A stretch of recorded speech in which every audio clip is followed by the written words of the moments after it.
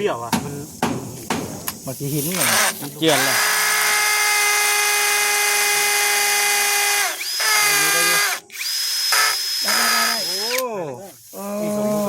มันคืออ่อนแห้งนี่ว่าฟังปรุงใหม่เรื่องดิบตุ้ย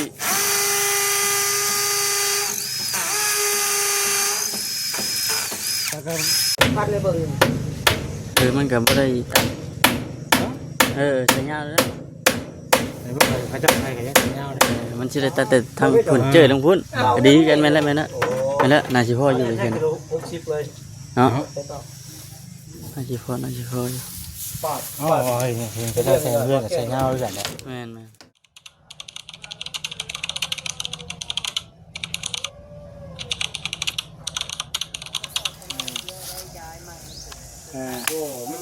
หลายแบบเขาไม่เห็นอย่างนี้ค่ะจะได้ง่ายกว่าไอ้กามมาโลล่างล่างมันได้ง่ายกว่าไอ้กามเนาะแช่บนมาซอยไปหน่อยเนาะช่วย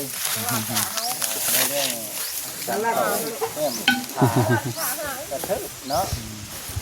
โค้งมันก่อนหน้าอะไรกันเนาะก็เอาหน้ามามีชกมีขาเดียวไรขาเดียวบ้างนะยังกันไป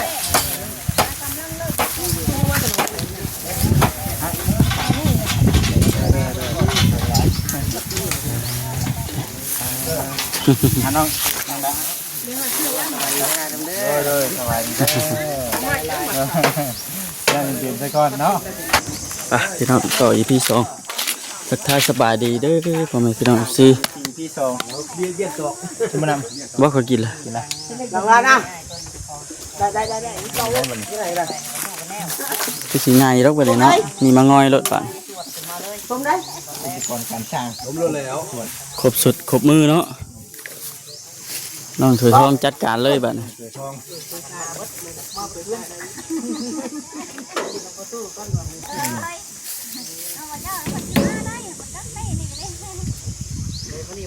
ปึ้มจับถามแล้วจับให้น้องแล้วเนี่ย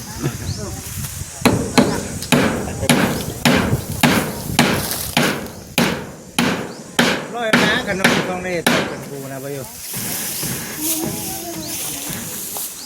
โอ้เขาบาดอะไรกับเขาเอาให้มันโผล่ออกมาสุดที่เนาะให้มัน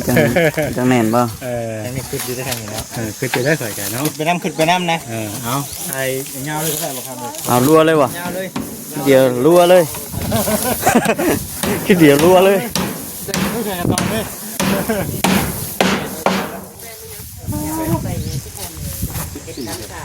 อันนี้อ่ะสมมติว่าหลวงพ่อนี่ดูห้านในขายทางนี้มีกูห้านแต่ปลาไหลมันจะมีป่ะใส่ชื่อว่าใส่ชื่อนู่ปุ๊ห้านในเวียดมีป่ะแต่เป็นคนเนาะมีหลวงพ่อก็โอเคเนาะหาเพนว่ะหาเพนแต่เป็นคนเอาที่เอ็มไปไหนเอาเอ็มหมดใดนี่โค้งเลย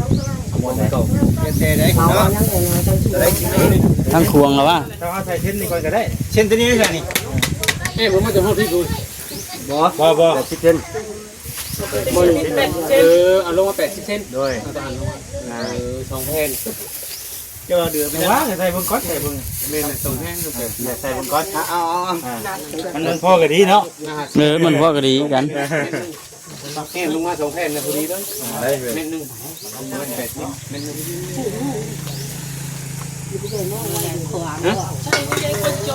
ใส่ขี่มันของแก้วนี่น้องโจนจะคือไปเอาไม้ใส่ขี่มันของคำใส่แล้วพอซื้อให้มันจะคือเมื่อสบายมันกระเป๋าผู้ได้ก็ขอใส่ขี่มาให้เนี่ยเอาใส่แน่นี่ก็ได้น้องเนี่ยลงมา3ลองลงมา3นั่นนั่นแหละลองเถอะนะมีน้อยสั่นอยู่แล้วก็ยิงถอดอยู่ได้เนาะอันนั้นก็เท่มันก็ต้นอยู่ไหนอยู่ไหนสวรรค์ตัวนั้นนะแมงอันนี้ก็ตอบได้ค่อยเนาะเนี่ย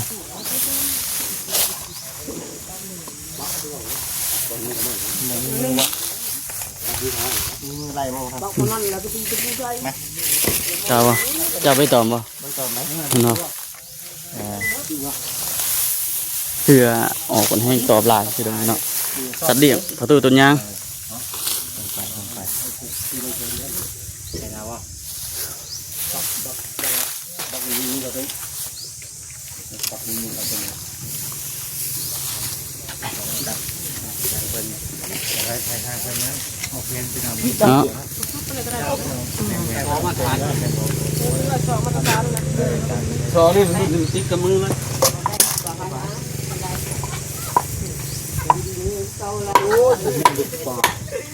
มีปลาเป็นวัด ปลาอะไรมึงมีเป็นอามาโน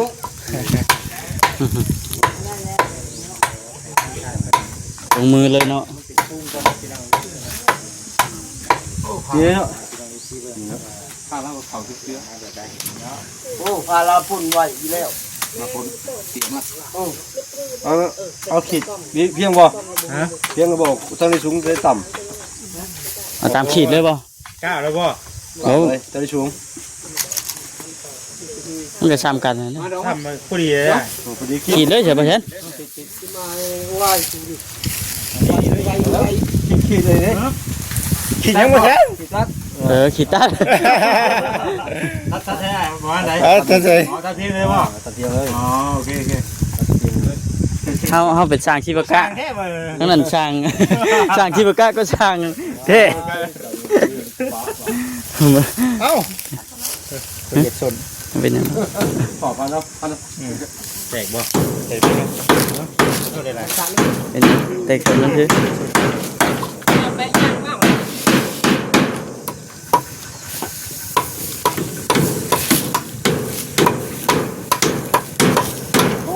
บับเลยเนาะทักแน่ดิไว้เนาะ เห็นมีเด็กกระปะคือสีจดจัดแล้วเลยติดตามเบิกไปน้ำกันน้องเนาะ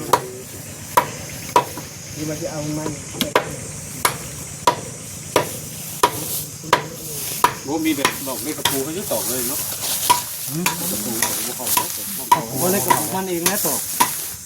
ที่ว่าเด็กตะปูนี่ตอกใหม่เมื่อกี้ยังขดเลยอ๋อก็อย่างง่ายคือได้ง่ายนี่ตอกอันนี้มันนึกงั้นเลยเขาปรุงเลยเอาสิก่อนมาเจาะเอาบ่เจาะเอาบ่อันนี้บ่มาตอกตัวนี้ก่อนเจาะเอาบ่ เจาะยังเจาะ เจาะแล้วก็ใส่นั่นเอาก็ได้ใส่นะคือพกใส่นั่นลูกยางน่ะมีบ่เจาะแล้วก็ลูกยางนี่ตอกใช่เจาะซาปูนได้บ่ใส่เจาะเลยเอาเลยมันมาให้มาเลยก่อนอาจจะหู เอ้ย เอาเจาะมันก่อนมันสิได้เลยล่ะบ่ได้เลยบ่ได้ ต้องลองมาก่อนเนาะ เพราะว่ามันนี่มันดุยเพื่อนอะไร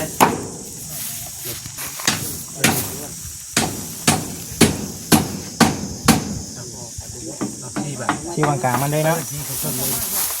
ที่วางไหน บนขีดอย่างนี้เหมือนว่า แน่นที่ได้ จุด ได้ ตามลูกยินจ้ะ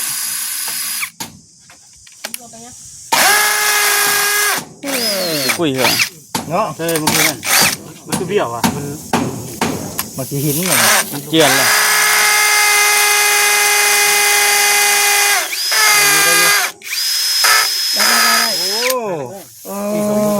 มันคืออ่อนแห้ง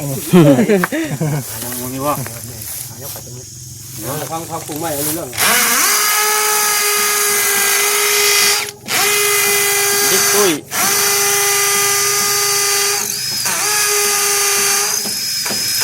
แต่ก็คิดว่าได้ไปหาชื่อคือผู้เชี่ยวคิดว่ากันเลยไม่ได้ว่าทำไมแต่แล้ว เอาแล้วเลิกเลยเด้ เป็นช้างแล้วบัด เนาะแต่เขาสีถือก็กับผู้ เขาต้องขีดดิ ขีดก้อนนี่ขีดที่ออกมานี่แม่นได้เลยป่ะพอป่ะ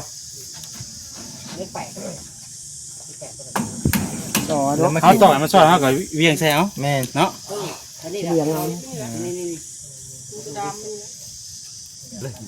ตรงบ่คือสีตรงแล้วกันเบิ่งเอาน้ำมาใส่ก่อนเอาพุ กอย่าง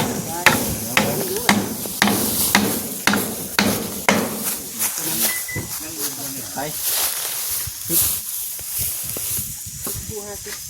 เอานี่เอานี่เอานี่ สวรรค์ยิงสวรรค์เจาะได้บ่ สวรรค์เจ้าเอา ของเรานี่ยิงปุ๊บ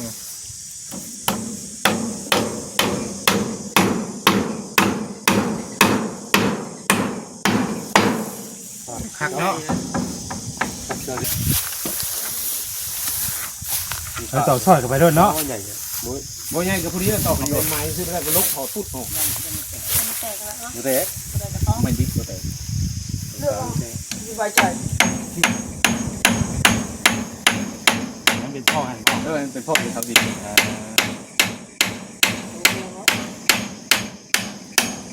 เลือกหันเข้าตรงทางนี้ก็ถอดออกจากไม้ทีนึง เอาแปะทดลองดูทีมือจัดตันใหม่เป็นยังทีตรงหรือทีเบี้ยวว่าตามจับใจดู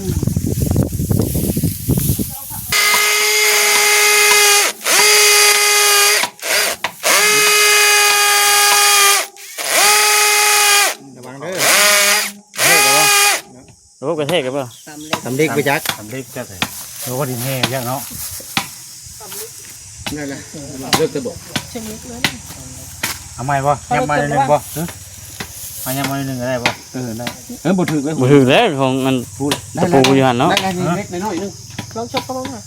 นี่เขาก็ เอาเล็กน้อยก็ได้ เอาเล็กน้อย เล็กน้อยนึงนี่เด็กมันเข้าได้เดียวนึงไหนน่ะตื่นนึงเดี๋ยวเบิ่งแขนเนาะตื่นนะ นี่ขันยับเคยมานี่ มุนมาเลย ชาวตะมุนได้เนาะได้ ต่อตัวผู้ย่าน้อง นี่ไม่แต่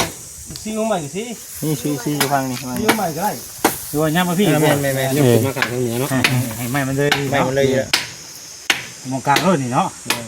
ถึงเท้ากลางรถ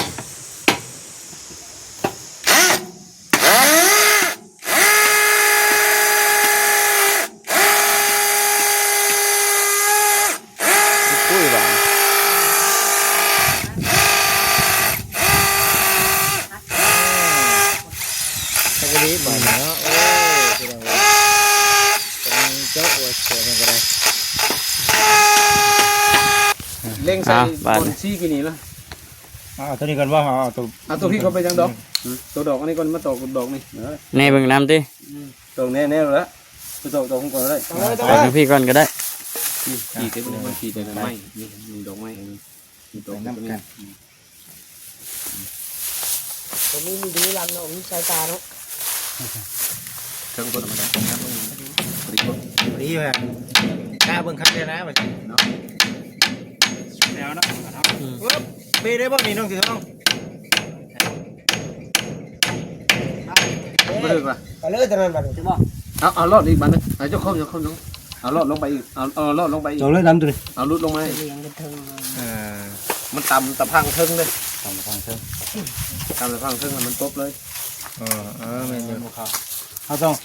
งต่อ เอาตัวใหม่ใช่ ต่อมันสอดก่อนแล้วเขาจึงเสียนใจ จับใช้ติ มันถูกไหมที่ขวับเนาะก่อน คนปีกับปีนี้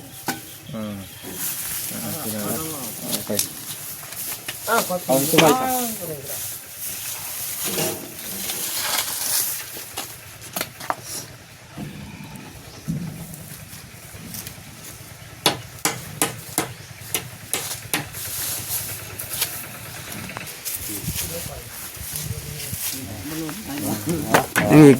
ยังอีกประมาณ3บ่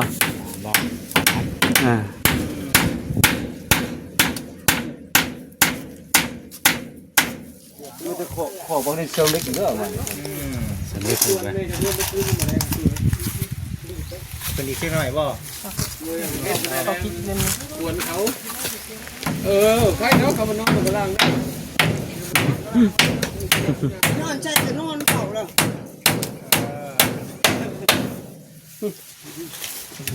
ว่า ถึงอยู่บ่ เดี๋ยวคิดเงิน แล้วไปทำกันก็ได้แค่ไม่เซ็ตที่สองแล้วน้องกัน วันนี้ก็ได้วันนี้เลยเรา เนี่ยนะ ก็แม่เราเจ้าสั่งก๋วยเตี๋ยวอะไรดีกว่าวันนี้แล้วก็เลย จะเลยไปถือไม้วันนี้ดิ ว่ามีแต่เครื่องนี่เสือ วันนี้แล้ว เป็นห้องเป็นห้างเลยพี่น้อง ถ้าจะเตรียมมาแต่นั่นสิได้แต่ตัดบ่ได้มีได้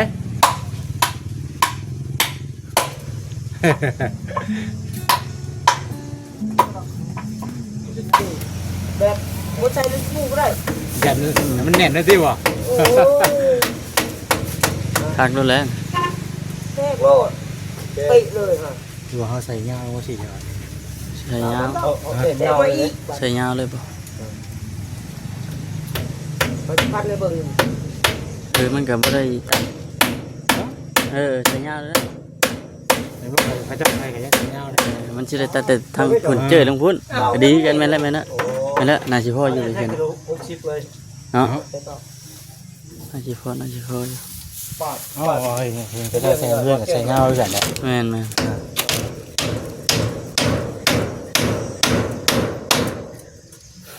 ใส่ตัวนี้นะพอเลยส่งเลยนะ ไปมาก็ได้ ใช่ ยาว เขาใส่ทายยาวเลยบ่มันถึงเนาะ ไปมา บะเทิงเอาโต๊ะซื้อแล้ว ว่าใช่สิได้ เบิ้ลลายเลย ฮะ เบิ้ลลาย บ่ได้ เป็น บ่ ไร จังหวะจังหวะ เขาว่าเขาว่าใส่ทรงเพศนึง บ่ ไม่ใส่ทรงเพศมันเขาใส่ลูกมันเบิ้ลลายไปทรงเพศนั่นโดยจริงสุดมาเนี่ย แม่ต้อง เดี๋ยวใส่เต็มเลย เล่น60 ตัวหัวใหญ่ 60ก็ได้ ใส่ทั้งที่พวก สามเทิง ใส่คุ้งไม้ตัวนิ่มนี่เหรอ พวกไม้ตัวนี้ ยาวก็ได้การคุ้งอันนี้ สิได้ตัดแต่ทางพุ่น บ่พอแล้วนี่จะหา ใส่เบิ่งก่อน 3เมตร มันบ่พอกันยังว่ากันเพราะว่าฮะมันโค้งมันได้เด้ พอได้3 หาแพนนี่ได้ เอ้าชัวร์ท่านี่ก็3เพนแท้ตีไป3เพนนี่เอ้านั่นก็2น่ะเนาะไอ้ พอ เนาะ แซมเครื่องบ่แต่60ได้ รุ่นเบิ่ง ได้เพื่อเจ้าตัด มาเฮาต่อกันมันก็กลัวขึ้นเลยเนาะ อันนี้มันยังอยู่แบบที่อยู่เด้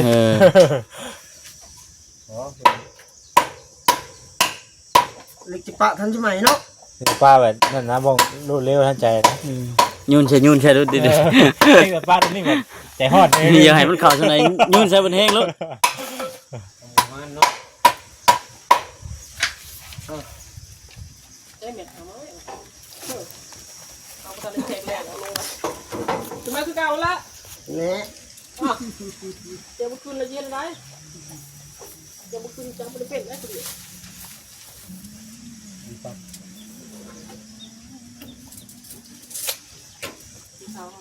ใส่ต่างๆนี่ครับ พี่น้องเลยหาก็เร็วขางหนึ่ง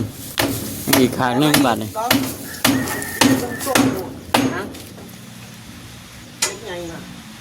ทางนั้นได้เจาะเสาได้ครับ ใหญ่เนาะนี่ อันนี้พี่ใหญ่เพิ่มมาเฮ้ยมันอยู่บน